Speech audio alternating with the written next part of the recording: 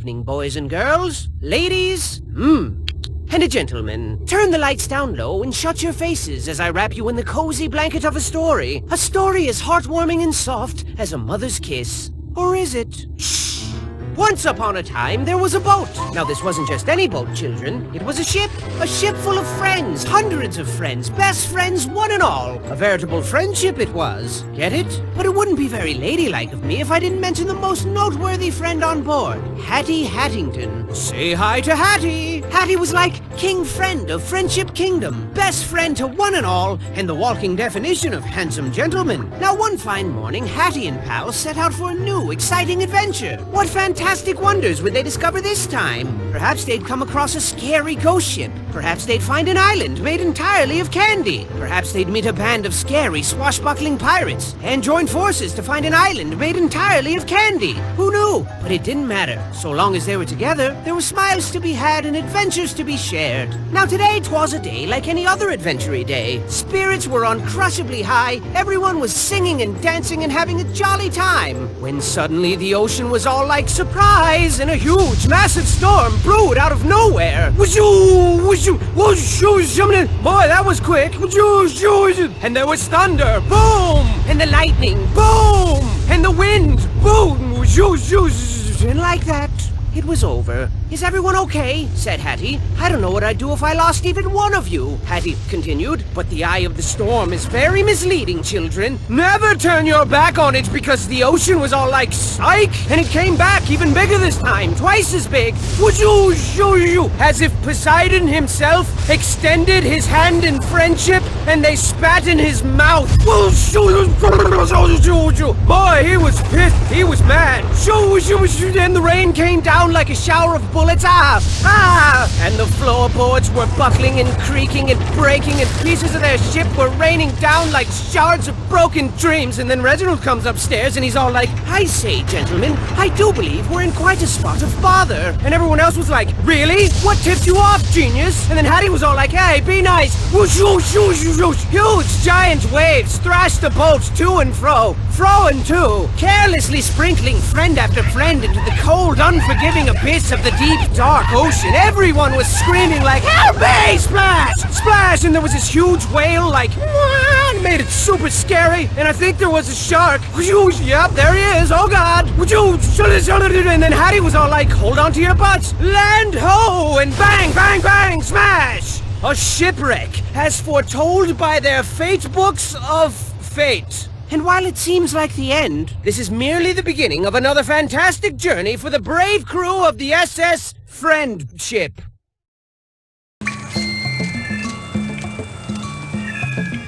You sure know how to make the best of a confusing and hopeless situation, but boy, this place is quite the enigma, wouldn't you say? I would. And you know, a little warning would have been nice, you know, before they threw us headfirst into this gladiatorial, prison-y place with its perilous medley of twisted stage productions that shred the silky fabric which weaves together the fragile blanket of sanity that keeps us sane. But you know, whatever. Either way, it's safe to say we're in quite a pickle jar here. We gotta rescue our friends and get back to Mr. Boat. I mean, they do the same for you, and adventuring just wouldn't be the same without, I don't know, this guy. Best chef in all the land. Food so stupid delicious, one taste would blow your face through the back of your head. Like bang, splat!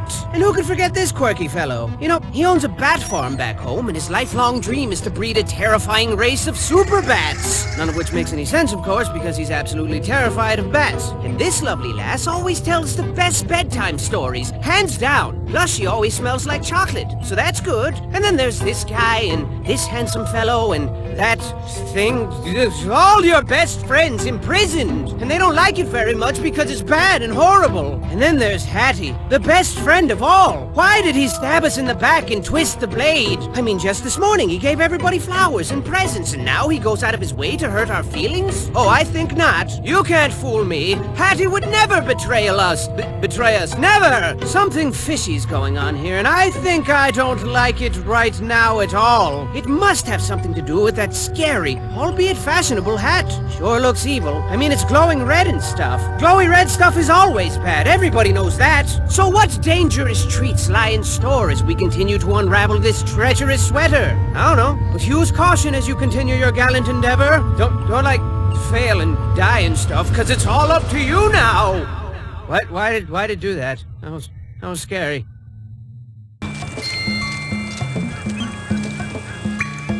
Way to bite the bullet so far! You don't even complain about the prison food, which is shocking because that stuff tastes like doo-doo casserole, with a side of butt salad. But best of all, your riveting performances have the theater bursting at the seams with excited patrons, and with all this extra cash you're raking in, the theater can afford some serious improvements and really start beefing up these horrifying shows of murdery death to appease the fickle crowd. So that's good. And what's the deal with Hattie? He just creepily looms around the theater all day. Look at him looming. It seems like he's been forcefully forced to manage this place. Well, it looks that way. He just sort of sits there, just as productive as one can be. Yep, living life to the fullest. Whoa, slow down, buddy. Yes, sir, full of salt and pep. Full of pea and vinegar. Overflowing with youthful energy. Say something, Hattie. Cat got your tongue? Shut up. You know, people really seem to be a precious and rare commodity in this strange part of the world. Seems our little boat wreck was a delicious gift from the heaven gods, and these bizarre cats are taking full advantage of us. What cruel fate left them to roam the grounds of this scary old theater, desperately ruling these bleak premises with an iron paw? And just how long have they been orchestrating this sinister scheme? I mean, avert your eyes, children. Avert them! There's bony people skeletons everywhere. Scary, right? Now, I'm no genius, but I definitely know how long it takes for a body to decompose. So this must have been going on for at least... Oh, wait, scratch that thing I said. So do you possess the courage to soldier onward and uncover the mysterious mystery behind this grim world? Or will your hilarious death screams be drowned out by the sound of your own hilarious death screams? We shall see! We shall see! We shall see! You see? You've really got the crowd eating from your delicate hands now. There's never a dull moment with you at the helm, except for maybe like twice. But I gotta hand it to you. You've got quite the unbreakable spirit. I mean, I'm not nearly as brave as you. If I was in your capably nimble shoes, I'd say to heck with Hattie and my friends. They'll be fine. And then I'd pack myself a nice bag lunch, show these cats my favorite finger, and then I'd make like horse turds and hit the trail. But I'm not you, and you're not horse turds. No, sirs. You are the very definition of the cat's PJs. And speaking of which, these cats are truly bizarre. Why are they here? I mean, I've got my theories. Perhaps they're aliens from another world. Maybe their genetic experiments gone awry. Or could it be that they were once normal kitties? Normal kitties who evolved into the strange, unpleasant creatures we see before us? These hideously adorable abominations with their beady eyeballs, giant, bloodthirsty, tiny mouth fangs, slashy paw claws, and stanky funk breath. Plus, they're awfully rude and crabby. I think they all need girlfriends or something. I'm a cat, see? I'm grouchy, see? I like to run around all day and hurt people's feelings, see? But don't take them lightly. Although sassy and lazy by nature, cats are awfully crafty, and finding a weak spot in that bright orange furry armor might prove difficulty. Minus the why. They're always watching, children. I see them lurking in the shadows. Lurking hard! Or hardly lurking, see? On that note, this whole theater's like a bad joke. But how did things get so bad? At one time, this theater was a nice place, with flowers in every vase and smiles on everyone's faces. Can you believe it? I wouldn't believe it. I mean, if you told me that, I'd more than likely call you a liar and walk away. And, find some place to get ice cream to replenish the innocence you blackened with your filthy deceits. I like strawberry. Just keep your wits about you as you descend deeper into the belly of the beast. And perhaps you'll find a way to put an end to this madness. Take my dainty hand as I whisk you back to a time long forgotten. Long before the poop hit the fan here. The year was 17059-ish, whatever. Self-made billionaire, cat fanatic, and theatrics aficionado Perham Furbottom set out to create the biggest, ritziest, most thrill-inducingest theater ever. And he did. And it was the talk of the town. Trust me, if you weren't there, you were most assuredly square. People were seriously like, what, you weren't there? What are you, a nerd? Opening night was a thing to behold, as Lord Furbottom organized the grandest, jaw-droppingest show ever seen. There was explosions and dancing girls, dancing dancing girls who exploded, exotic animals who exploded, incredible feats of magic and wonder with fantastic production values all around. Furbottom sat for days on end, marveling at his breathtaking creation and packing handfuls of delicious, buttery popcorn into his mouth. But alas, his illogical contempt for intermissions ultimately caused his demise, and during the show, Furbottom passed away, having pooped himself to death on the way to the bathroom. Legend says he clenched his butt as hard as he could, but his little cheeks just gave out. Furbottom left nothing behind but his beloved theater, his precious kitties, his hat, and of course his bloated corpse, which was lovingly drifted out to sea and immediately ravaged by sharks. And that, children, is the legend of Perham Furbottom, a respectable and apparently delicious gentleman. But the show must go on, right? Right! For thousands of years, Perham's hat passed from head to head, leader to leader, and the theater still operates to this very day. And what a piece of crap it's become! I bet Perham is rolling over in his sharks right now. I mean, everything's poorly run and the whole place stinks like pee and feet. And with everyone involved walking a fine line between moodiness and full-blown insanity, it's only a matter of time before something truly horrifying happens. But try to keep a sunny disposition as you sink further into darkness, yeah? Nobody likes a crybaby. Perham's hat sure is a mystery. It vexes me so. It truly does. But where did it come from? Well, children, some say the hat was blessed by a voodoo witch doctor, and then cursed by another voodoo witch doctor like 20 minutes later. Others claim Perham was adventuring through the treacherous caves of the Nightmare Princess when he found the hat perched atop a giant ruby. A ruby that naturally formed into the shape of a skull. A human skull. Ah! But you know what I think, children? I think the hat is haunted by all the souls of its previous owners, all of their dreams and failures mashed together in a frantic, poisonous scramble of grumpiness and conflicting viewpoints. But I'm the dumb one, right? I mean, you got these voodoo nightmare princess thingies, easily the biggest crocs of stuff I've ever heard in my entire life. But I'm the dumb one, that's fine. And not just anyone can don the hat, you know. It calls out only to those who embody the exemplary qualities required. Charity, bravery, handsomeness, gentlemanity, inoffensive smell, etc. And of course, proper head size. Guess that explains why cats can't wear it. Plus, whoever heard of a cat in a hat? That's preposterous. And heavy weighs the crown. He who wears the hat calls the shots, and in a time long forgotten, maintained balance and ensured that everyone was plump and happy and wanted for nothing. But all good things come to an end, children. Well, that's not entirely true. I figure pizza will always exist. But this hat, let's just say its days of benevolent guidance are long over with. You might as well flip it over and use it as a toilet. I mean, Hattie hasn't lifted a finger to spread the wealth or encourage smiles, and the theater staff is really starting to feel unappreciated. Oh look! This smoldering unrest has given birth to a precious little storm cloud. Oh, look at his little raindrops. And if things don't change around here, this little cloud's gonna grow up into a big, giant, scary cloud and spray us all with a drenching downpour of horrifying madness. But don't lose sight of your mission. Hattie needs you more than ever now. And I know things look bleak, but even the word hopeless has hope in it. Plus, if you rearrange the letters, it spells peace-losh. The last part was probably unnecessary, I'm sorry. Now, it goes without saying, but cats really don't like to be ignored. And my oh my, the staff is really upset now. The lack of proper leadership has really twisted their fanny cheeks. Hard! Where's the appreciation? Where's the sparkly monies at? Oh yeah. Good one, bro. And as you continue to conjure magic to distract the masses, your efforts seem in vain, as your constant struggle to save Hattie and your friends has only created grander spectacles with harder obstacles to overcome. How's that for a double-edged sword? Sharp, right? And the audience loves it. The applause is deafening. The sandpapery kisses are plentiful and tickly, and they always want more. More! Bigger! Harder! That's what she's... this place is turning into quite the impressive palace of horror now. I mean, you're gonna be up to your throat in cats and lasers like pew, pew, pew, pew, and spiky things like shing, shing, shing, shing, and bombs and explosions like bang, bang, bang, bang. So I'd stay on my toes if I were you, bang, because it's gonna be a massacre. A fun house of death, except 3 times as deadly. And to ice this little predicament cake of yours, the staff is sick of Hattie's nonsense. They're sick of him. Look how upset they are. Gaze in horror at the disorderly disorder. Meow! Meow! See? Aren't you scared?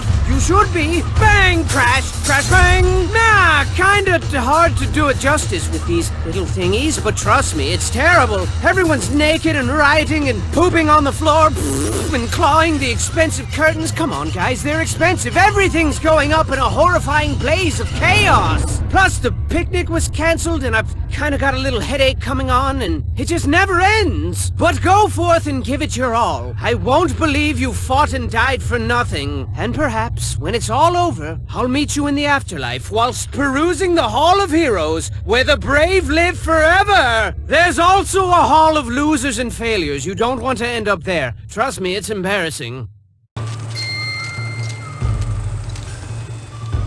I admire your tenacity. Truly I do. For show. But things have really gotten out of control here. You've all quickly gone from precocious, lovable scamps to problematic liabilities. How ridiculous. Are we truly the only sane people on this twisted island? Or perhaps we're the crazy ones, and they're all sane. What a twist that would be. No, that's impossible. These guys are bat poop crazy. We gotta get to Hattie ASAP. As soon as we're home like a bullet. Mega supery fast. But you gotta get through that vault and get that key first. And this particular vault is more dangerous than telling a girl she's chubby. Oh my god! I know, right? It's a poop-inducing nightmare in there. You're gonna be killed until you're dead. But, you know, put your big girl panties on. Everybody has problems. And not to add another ingredient to your rich, chunky stew of personal problems, but the staff's out for blood now. And they mean business. Their spirits have grown far too weary, children. And a weary spirit requires sustenance. Rich, buttery sustenance. Sustenance is only sustained by killing Hattie and starting this insanity all over again with a new person.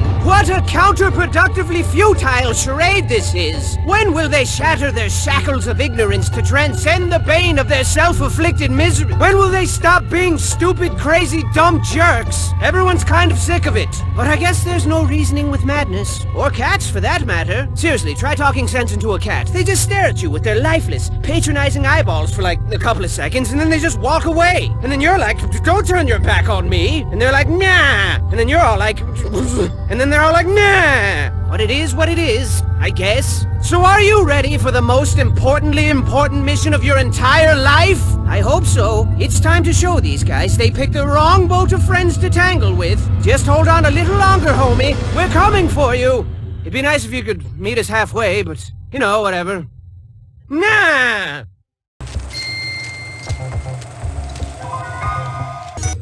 You made it! I salute you. I truly do. Now let's grab Hattie and blow this pop stand.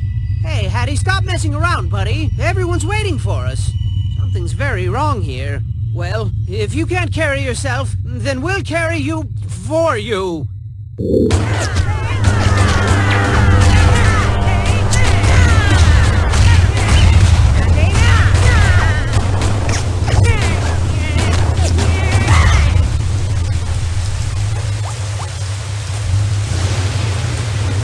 And so we finally made it back to the boat after a harrowing, exhausting adventure. I bet your dogs are barking. I mean, let's face it, most of that ordeal was unpleasant to the point of sucking a whole lot. But now it's time to relax in the forbidden moonlight of yesterday's promises, whatever that means, and treat ourselves to a nice big mug of hot cocoa. What do you say, Hattie?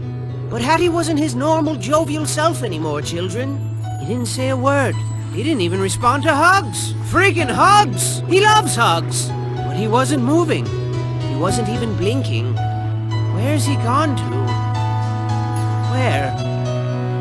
Wiki, give me that funky beat. Now it's come to an end. We tried so hard, but lost it all. And you were my best friend. You were my Hattington.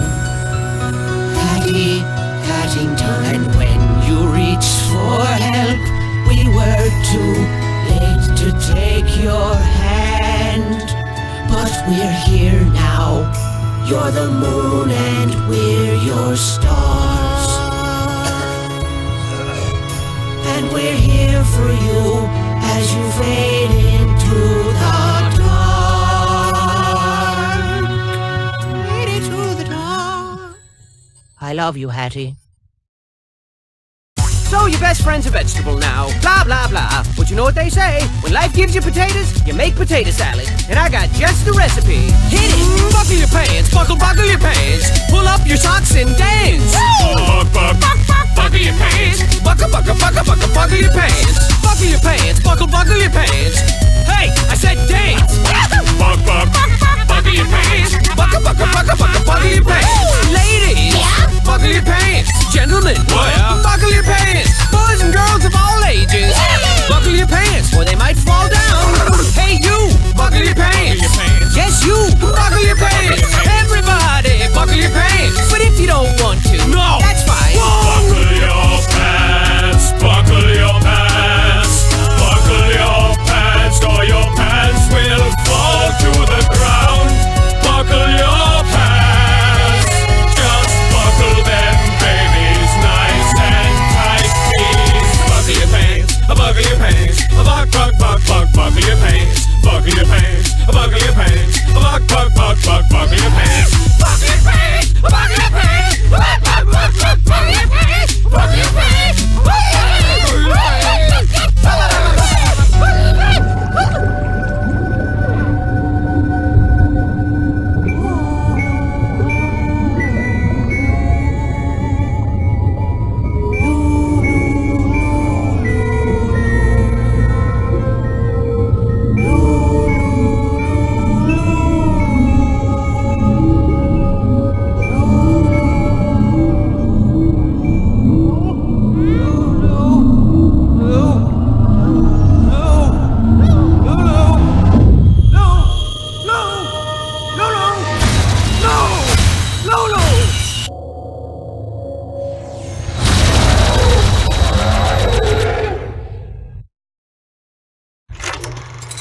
Oh, I get it.